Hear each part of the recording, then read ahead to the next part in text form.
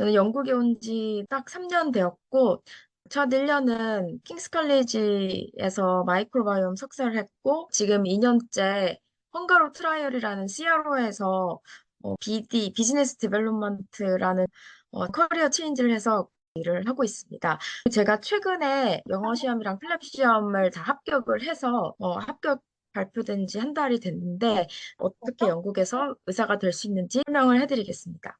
우선 영국 의사 면허 취득의 장단점에 대해 간단히 정리를 해보았는데 주로 수련의 장단점이 초점에 맞춰져 있고요.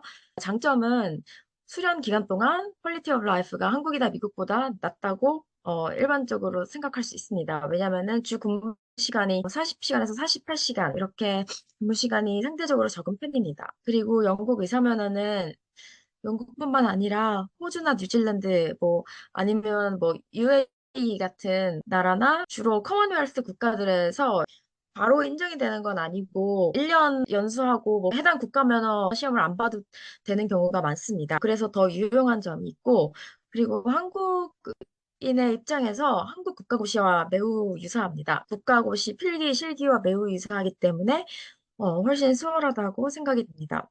영국에서는 의사로서 일하는 분도 많지만 이제 제약회사나 의료기기 회사나 CRO 같은 인더스트리에서 일하는 분들도 많습니다. 한국 의사 면허로도 일을 할 수 있지만 아무래도 영국 의사 면허가 영어로 되다 보니까 이런 회사들은 국제적이고 영어 실력이 중요하기 때문에 영국 면허 취득을 하면 더 인정이 될 것 같습니다. 단점은 수련 기간이 길다는 점인데 우선 인턴이 1년이 아니고 2년이고 레지던트가 가장 짧은 GP의 경우는 3년이지만 나머지 과들의 경우에는 7, 8년 플러스 알파가 걸립니다. 그리고 수련 기간 동안 로테이션을 주기적으로 해야 된다는 점이 조금 단점이고 그리고 상대적으로 로우 인컴 솔직히 우리나라 레지던트랑 비슷하게 받긴 한데 한 3, 400만 원 받긴 한데 영국이 물가가 최소 1.5배는 비싸요. 그렇기 때문에 상대적으로 낮다고 표현하였습니다. 그리고 매년 다음 해로 레지던트 1, 2, 3년 차, 4년 차로 올라갈 때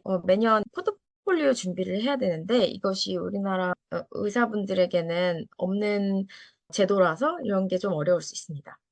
의사 면허는 영국에서는 General Medical Council, GMC에서 관리를 합니다. 의사 면허를 등록하기 위한 타임라인은 최소 1년이 소요됩니다. 우선은 영어 시험에를 합격을 해야 되고, 그다음에 필기 시험인 플랩 1, 실기 시험인 플랩 2를 합격하고, 이제 GMC에 등록하기 위해 서류 작업, 인증받는 작업하기 위해 또 1, 2개월이 걸립니다. 영어 시험의 경우에는 뭐 기본 바탕에 따라 다르지만 뭐 1, 2, 3개월 걸릴 수 있고, 플랩 1의 경우에는 진짜 빠르게 하면 한두 달 아니면 느슨하게 하면은 4개월 정도까지 걸리고 플랩 2가 제일 이제 합격률이 낮은 부분인데 이게 합격률이 한 60% 정도 되고 많은 연습이 필요하기 때문에 좀 시간이 오래 걸립니다. 4에서 6개월 걸리고 최소한 아무리 빨리 해도 1년이 걸립니다. 그리고 플랩 1, 2 자리 잡는 예약 시간도 계획이랑 맞아 떨어지지 않을 수 있기 때문에 저도 한 1년이 넘게 걸렸습니다. 바로바로 다 통과했는데도. 우선은 영국 의사 면허 시험에서 요구되는 가장 중요한 두 가지의 개념은 환자와 적절히 소통할 수 있는 영어 실력을 갖추었는가. 그리고 두 번째는 환자의 안전에 위해를 가하지 않는 세이프 닥터로 기능할 수 있는가입니다. 당연히 모든 시험에서 높은 수준의 영어 실력이 요구되고 내가 정답을 맞히지 않아도 이렇게 세이프 닥터로 역할을 할 수 있는지 아닌지를 감별하기 위한 문제들이 대부분입니다.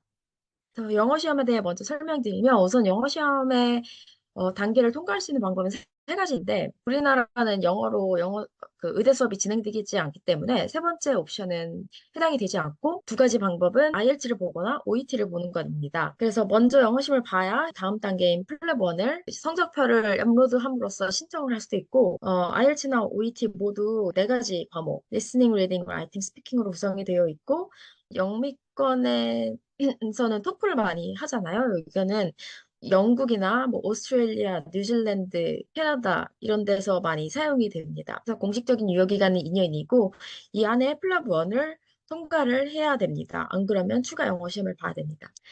그래서 IELTS에 대해 먼저 설명을 드리면 International English Language Testing System인데 주로 연영방 국가 에서 유학 취업 이민의 경우 요구되는 영어 시험이고 이게 제너럴 모듈, 아카데믹 모듈이 있는데 영국 의사의 경우는 아카데믹 모듈을 선택을 해서 시험을 봐야 됩니다.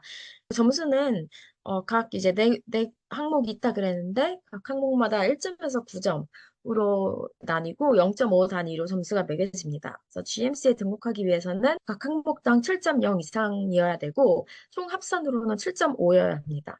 그리고 참고로 영국 상위권 대학에서 입학하기 위해 요구되는 수준은 보통 6.0 이상입니다.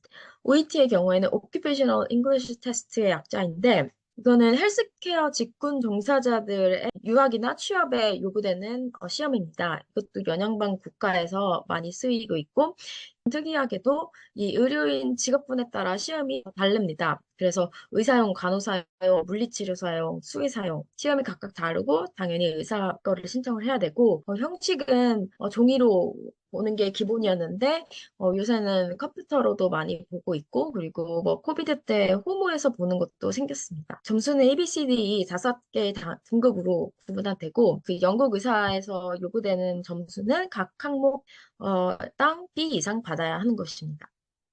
IELTS랑 OET 두 가지 옵션이 있는데 저희는 한마디로 OET를 추천드립니다.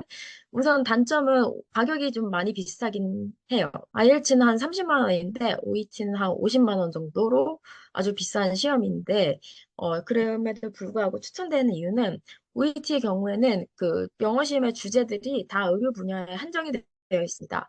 IELTS의 경우에는 뭐 지구온난화도 나올 수 있고 뭐 경제 얘기도 나올 수 있고 그런데 뭐 OET는 다 의료에 국한된 내용입니다. 그리고 라이팅이나 스피킹의 경우에도 이제 우리나라에서 사람들이 힘들어하는 부분인데 이 경우에도 OET가 훨씬 수월합니다. 왜냐하면 OET의 경우에는 그 라이팅이 시간도 넉넉해요. 시간도 40분에 하나 쓰는 건데 전원이나 협진 이론서 아니면 퇴원 보고서 이렇게 의사가 일상적으로 좀 익숙한 형식으로 시험 문제가 출제되기 때문에 훨씬 유리하고 스피킹의 경우에도 OET는 환자랑 롤플레이 하는 거이기 때문에 훨씬 유리해서 OET가 훨씬 합격률이 높습니다. 그래서 비싸도 이걸 추천드립니다. OET를 공부할 수 있는 방법들은 유명한 플랫폼이 E2 English Language가 있고 수시가 있는데 주로 E2 랭귀지를 많이 사용을 하고 그 무료 유튜브 강의도 많이 있습니다. 필요한 경우에는 유료 패키지로 모크 exam을 보거나 하시는 걸 추천드립니다. 저도 이걸 사용했는데 벤치마크 에듀케이션 솔루션에서는 라이팅 첨삭이 아주 유용합니다. 그래서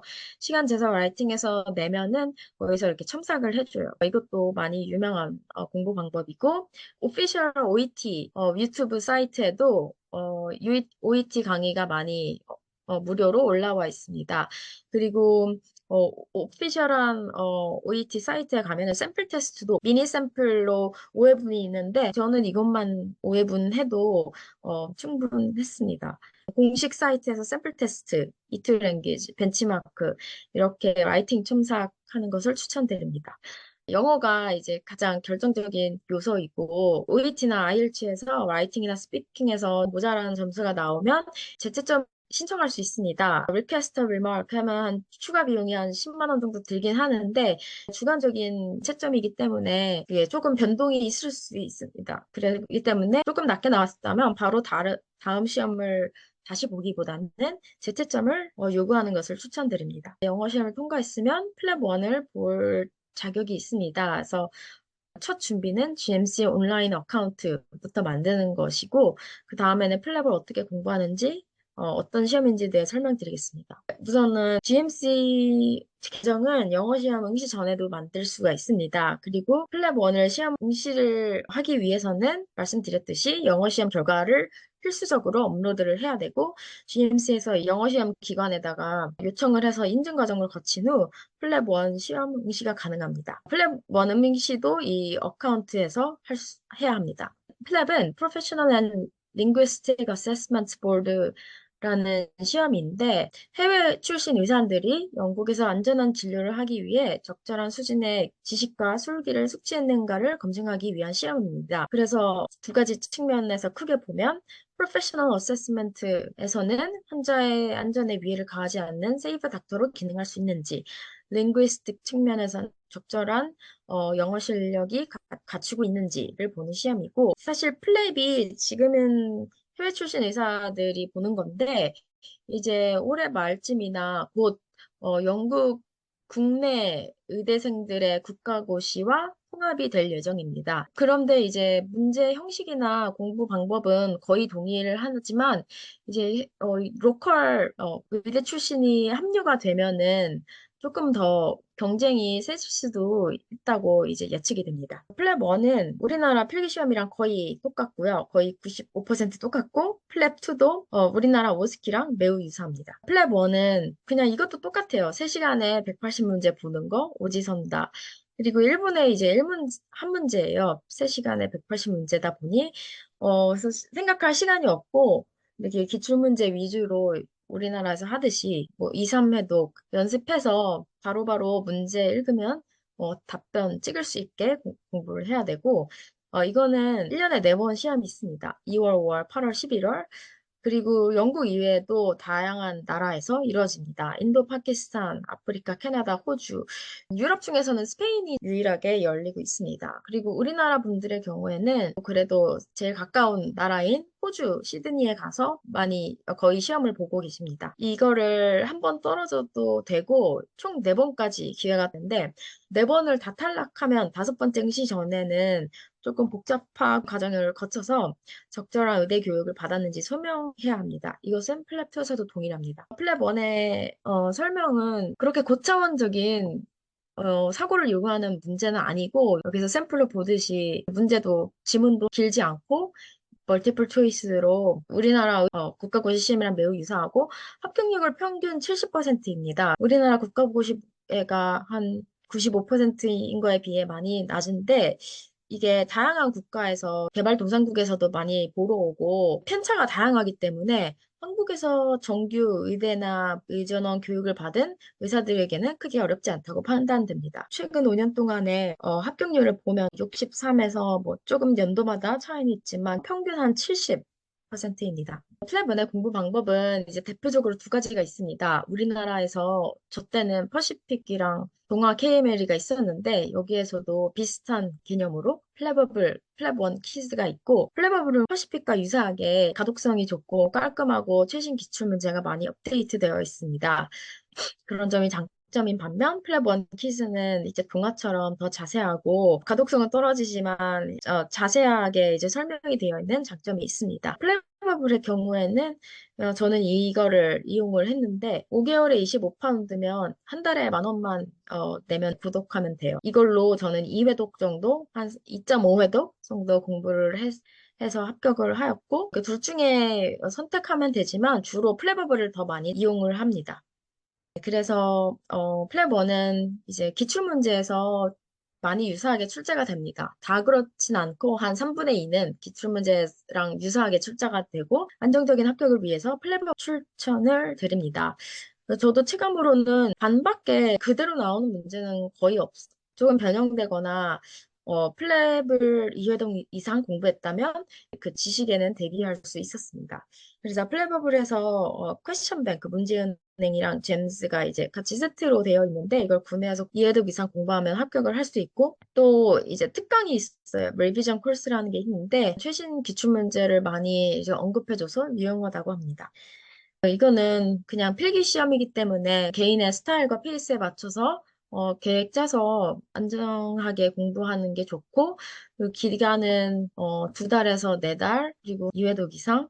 이게 1년에 4번이 있고, 전 세계 의사들이 응시하는 시험이기 때문에 자리 마감이 빨리 됩니다. 저 때는 코비드 때문에 이제 밀린 학생들이 많아서 6개월 후에 자리나 구할 수 있었는데, 현재는 이게 해결이 돼서 3개월 후 자리를 확보 일반적으로 가능하고, 만약에 취소 자리가 나오면 더 빨리 응시 가능하지만 취소 자리는 운이 좋아야 되는 거기 때문에 드뭅니다. 시험 신청할 때 브로커와 사기 행각에 휘말릴 수 있으니까 자기가 직접 신청을 하는 것이 좋습니다. 플랩 1의 조언은 이게 패스올 페일이에요. 점수가 나중에 수련 지원하거나 병원 취직할 때 영향을 안 끼칩니다. 그래서 훨씬 부담이 덜하고 단지 플랩2를 응시하기 위한 단계로서 존재하니까 부담을 덜고 패스에 집중하는 것이 효율적입니다. 다음에는 플랩2에 대해서 어떤 시험인지 그리고 어떻게 공부할 수 있는지 설명드리겠습니다. 플랩1은 1년에 4번 있다고 그랬잖아요. 여러 국가에서. 플랩2는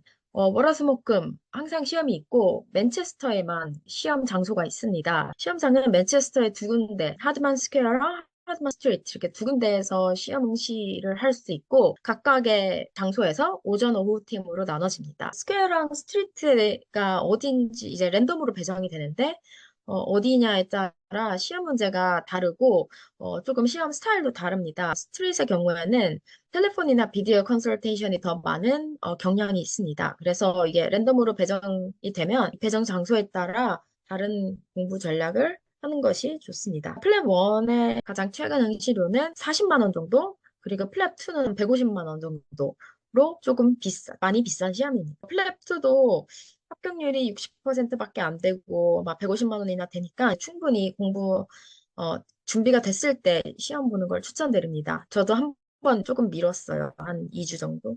그래서 플랩2의 개요는 우선은 시험 수준은 한국의 인턴 의사, 영국은 인턴이 2년이라 그랬는데 파운데이션 이어 1, 2 이렇게 2년인데 인턴 의사 2년 차에 해당하는 지식과 술기를 평가하는 시험이고 총 16문제, 16스테이션이 있고 각 문제당 8분이 배정이 됩니다. 휴식 스테이션 2개까지 합하면 총 18스테이션이고 중간에 방 앞에서 지문 읽는 시간 뭐 1분 30초까지 하면은 총 시험은 3시간 걸립니다. 그래서 8분 안에 환자의 히스토리 테이킹이랑 신체 진찰 그리고 뭐 매니지먼트 이런 것까지 다 하려면 시간 관리가 필수적이고 충분한 연습이 선행되어야 합니다. 평균 합격률은 최근 5개년에 65% 정도였습니다. 플랩은 한 문제당 16스테이션이라 그랬는데 한 스테이션당 12점 만점입니다. 12점 만점은 또 3개로 평가 항목이 나눠지는데 12점 중에 4점은 데이터 게더링, 테크니컬 앤 어세스먼트 스킬 이 평가가 되고 그 다음 4점은 클리니컬 매니지먼트 스킬, 그 다음에 4점은 환자와의 상호 교류가 잘 되는지 평가하는 인터퍼스널 스킬입니다. 그래서 데이터 게더링 이제 테크니컬 어세스먼트 스킬에서는 히스토리 테이킹이나 피지컬 이게 신체 진찰, 술기, 뭐 돈용한 삽입이나 ABGA 같은 거 이런 거 평가가 되고 그리고 진단에 이르기까지 추가 검사 항목들을 잘 언급하는지 잘 수행하는지가 평가가 되고 클리니컬 매니지먼트 스킬은 진단을 한 이후에 환자한테 이 진단에 대해 설명을 하고 치료 계획, 치료 방법 같은 것을 설명하는 것을 평가를 합니다. 인터퍼스널 스킬은 환자와 얼마나 라포를 잘 형성하고 적절하게 오픈이나 클로즈드 퀘션을 적용하고 모든 이런 설명 과정에 다 환자를 개입시켜야 됩니다. 그래서 너는 어떻게 생각하니? 뭐 알아들었니? 뭐 할 수 있니? 뭐 이렇게 involving patient를 하면서 프로페셔널리즘을 보여줘야 되고 그리고 윤리적인 관점도 여기에서 평가가 됩니다. 그래서 이렇게 총 444점에서 한 문제당 12점 만점이고 한 문제당 패스하기 위한 커트라인은 이제 난이도에 따라 달라지긴 한데 일반적으로 한 6점에서 7점 그래서 12점 만점을 받아야 되는 게 아니라 반보다 조금 높은 점수입니다. 그래서 합격 조건은 이제 두 가지 조건을 만족시켜야 되는데 적절한 스테이션 수도 통과를 해야 되고 그리고 응시자 평균 점수도 만족을 해야 됩니다. 저번 달까지만 해도 16스테이션 중에 10개 스테이션을 통과해야 된다. 이게 일괄적으로 적용이 되는데 11월 달부터는 시험마다 좀 난이도가 다르니까 불공평하잖아요. 그래서 이런 걸 고려해서 시험마다 통과돼야 되는 스테이션 수가 다르게 되었습니다. 예, 뭐 새로운 통계 모델을 적용해서 더 유리하게 바뀌었다고 저는 생각이 됩니다. 그래서 이렇게 성적표 보면은 도메인이 interpersonal skill, data gathering, 테크니컬 어세스먼트 스킬, 클리니컬 매니지먼트 스킬 444점으로 나뉘어서 이 4점 중에 몇 점을 너가 얻었는지 이렇게 되고 각 스테이션 16스테이션 중에 패스 올 페일이 각각에 주어지고 맨 마지막 여기에는 최종적으로 패스했는지 그리고 응시자 평균과 너의 평균 너의 총점 이런 것이 기입이 되고 이게 성적표입니다. 각 평가 항목마다 설명을 드리겠습니다. 데이터 게더링 테크니컬 어세스먼트 스킬을 평가하는 항목에서는 말씀드렸듯이 히스토리 테이킹이 제일 중요하고 그리고 임상술기나 신체 진찰 같은 것을 평가하는데 이게 혼자 도 할 수 있지만 학원을 다니다 보면은 학원에서 어떻게 히스토리 테이킹을 해야 되는지 이렇게 구조 같은 거를 가르쳐 줍니다. 넌 페인인 환자한테는 오디파라, 페인인 환자한테는 소크라테스 이렇게 내 머릿속에 시험 들어가기 전에 이렇게 체계적으로 환자한테 접근할 건지 머릿속에 좀 구조가 되어 있어야 됩니다. 그래서 오디파라의 경우에는 onset, duration, intensity, progression, aggravating factor, relieving factor associate symptoms 이렇게 약자로 해놓은 거예요. 이런 거를 정리도 하고 연습을 많이 해야 되고 지금 현재 chief complaint에 대한 history taking 한 다음에는 past history를 마프토파를 해야 돼요. 저는 M은 medical condition, 또 M은 medication, A allergy, F family history, T travel history 이렇게 빠짐없이 다 물어보는 게 중요합니다. 그리고 라이프스타일 히스토리에서는 뭐 술, 담배, 운동, 음식, 스트레스, 드러그 이런 거 물어보고 뭐 여성의 경우에는 이런 gynecological history, 4P 이런 거 물어보고 그래서 모든 스테이션을 다 해야 되는 거 아니고 내가 파악을 해서 어떤 질문들을 할지 잘 생각을 해야 되고 8분밖에 없는데 이 부분에서 한 5분 정도, 6분 정도 소요를 하게 됩니다. 그래서 이 부분에서는 히스토리 테이킹뿐만 아니라 이제 임상 술기, 뭐 이경이나 뭐 번더스코피나 뭐 정맥 체열, 복부 진찰, 돈형한 삽입, 테스티클러 examination 이런 신체 진찰도 다 포함이 됩니다. 이 항목을 할 때는 사람한테 히스토리 테이킹은 하고 이 신체 진찰이나 술기는 옆에 마네킹이 있어요. 마네킹에다 하는 겁니다.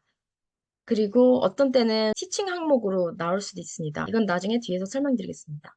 그리고 클리니컬 매지먼트 스케일에서는 이제 마지막 2, 3분을 할애하게 되는데 최종으로 진단을 내리고 진단에 대해 설명을 해주고 추가적으로 어떤 검사를 할 건지 어떤 트리트먼트를 할 건지 환자와 아주 상호작용을 하면서 설명을 해줘야 됩니다. 그래서 환자의 걱정되는 부분이 있는지 물어봐주고 해결해줘야 되고 꼭 의학적인 처치뿐만 아니라 이제 라이프스타일 모디피케이션까지도 설명을 해주고 뭐 담배를 끊어라 아니면은 이게 뭐 가정폭력이 된다 이러면은 세이프가드를 인볼브 해야 되고 그리고 이 사람이 경제적으로 좀 어렵다 그러면 소셜 서비스 뭐 거동이 불편하다 이러면 소셜 서비스 같은 거 인볼브 해야 되고 뭐 넥스트 뭐 다음 예약은 언제로 오면 되는지 그리고 이 리플렛을 참고하시라 뭐 이런 부분까지 다 포함이 되고 중요한 것은 너무 전문 용어로 설명하지 않고 일반 사람도 알아듣을 수 있는 레이먼 월드를 사용하는 게 중요합니다. 예를 들어 엔도스코피는 라는 단어보다는 카메라 테스트, 카메라가 어태치된 튜브로 너의 위 내부를 검사할 거다. 그리고 이런 너무 구체적인 의약품 이름을 말할 필요는 없이 뭐 안티바이오틱스로 말하면 됩니다. 그리고 마지막 인터퍼스널 스킬은 4점이 매겨지는데 이게 진짜 환자처럼 대화하고 상황에 맞는 질문과 공감을 표현하는 것이 팀입니다. 그래서 여기에는 나의 보이스나 톤이나 내 말 스피드나 버디랭귀지까지 다 포함이 되고 너무 스크립트 외워서 하는 것처럼 하면은 오히려 감점이 될 수 있습니다.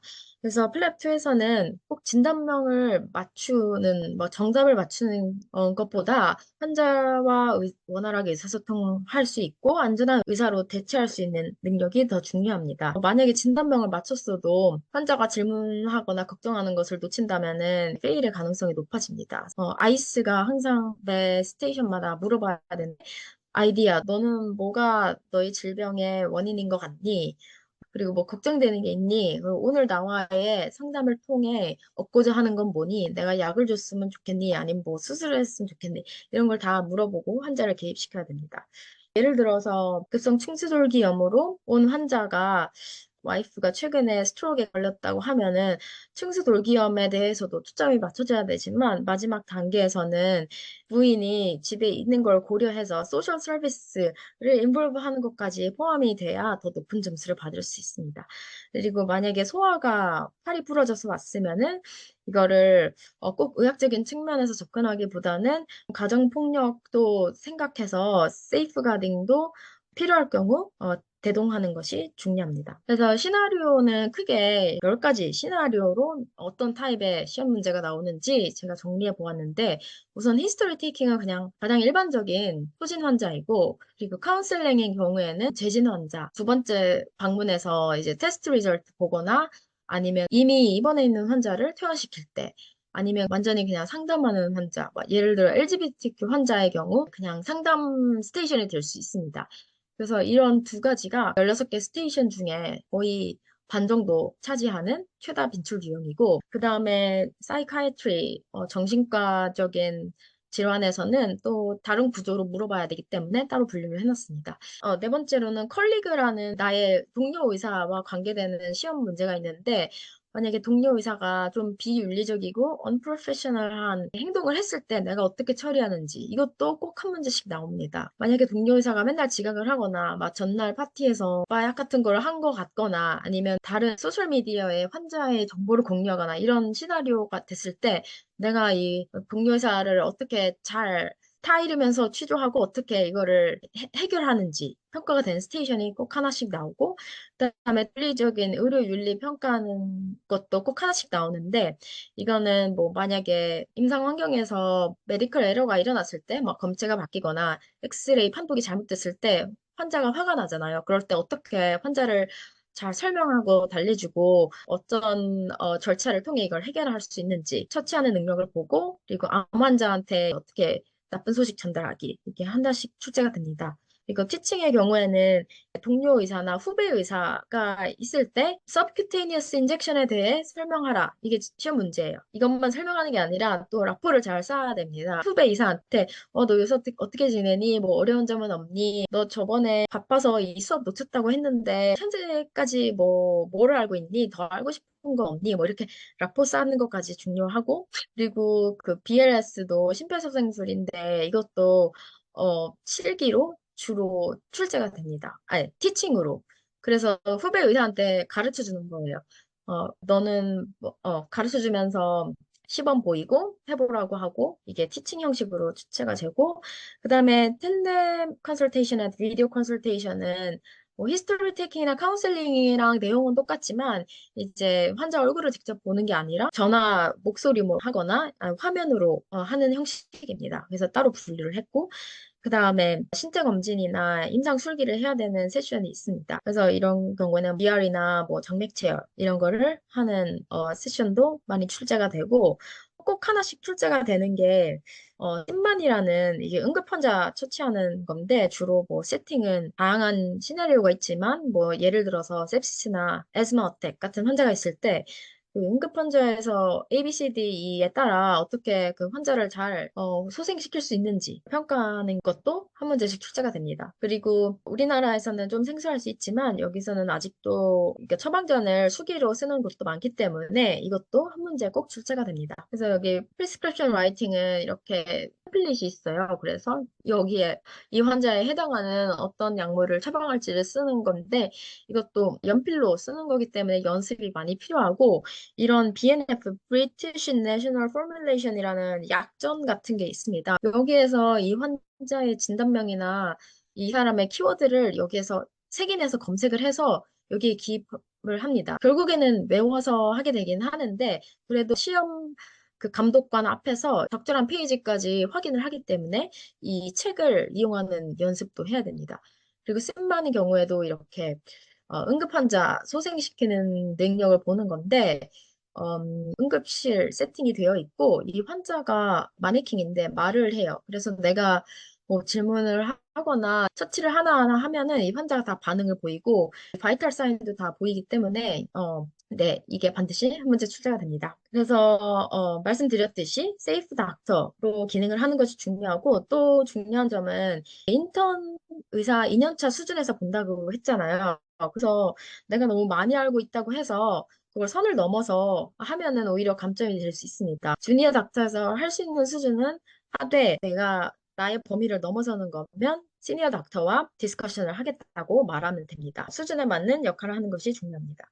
그래서 플랩2의 공부 방법은 GMC에서 제공하는 코र्스는 없습니다. 그런데 많은 사설 학원들이 있습니다. 그래서 플랩2는 공부 자료는 인터넷에서 쉽게 구할 수 있지만 지금 시나리오가 누적된 게 1000개 이상으로 많고 계속 새로운 문제가 출제되기 때문에 이제 효율적인 공부를 위해서는 플랩2 학원 강의를 듣는 것을 추천드립니다. 런던에도 있지만 주로 맨체스터나 리버풀, 버밍엄 이런 좀 북쪽에 다양한 기숙학원들이 있고 인도나 파키스탄이나 이런 의사분들이 하나의 사업처럼 학원을 운영 중입니다.